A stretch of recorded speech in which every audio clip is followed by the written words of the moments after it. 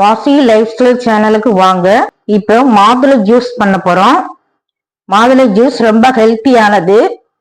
Haemoglobin குறைவு இருக்கிறவங்க கண்டிப்பா இந்த மாதுளை ஜூஸ் எடுத்துக்கிறது ரொம்ப நல்லது. பிரெக்னன்சி டைம்ல இந்த மாதுளை ஜூஸ் குடிக்கிறது ரொம்ப நல்லது அவங்களுக்கு. மாதுளை ஜூஸ் சின்ன பிள்ளைங்கள்ல இருந்து பெரியவங்க வரைக்கும் குடிக்கலாம். இந்த மாதுளை ஜூஸ் எப்படி போடுறது அப்படின்னு பார்க்கலாம். இப்போ இஞ்சியும் ஒரு இஞ்சி துண்டு, இந்த மாதிரி இஞ்சி துண்டும் இப்ப நாட்டு மாதுளை எடுத்திருக்கோம். நம்ம இந்த நாட்டு மாதுளையை வச்சு ஜூஸ் போட போறோம். எப்படி பண்ணலாங்கிறத இப்ப பார்க்கலாம். இந்த நாட்டு மாதுளையோட இஞ்சி துண்டு போட்டுக்கலாம். இப்ப மிக்சியில அரைச்சிட்டு வந்துடலாம். மிக்சியில அரைச்சிட்டு வந்தாச்சு. இப்போ காய்ச்சி ஆற வச்ச பால் அதுல சேர்த்துக்கலாம்.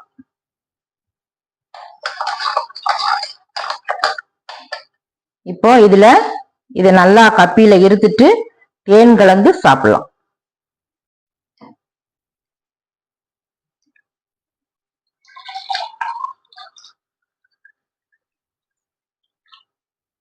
மாதுளை ஜூஸ்ல இப்போ தேன் கலந்துக்கலாம்.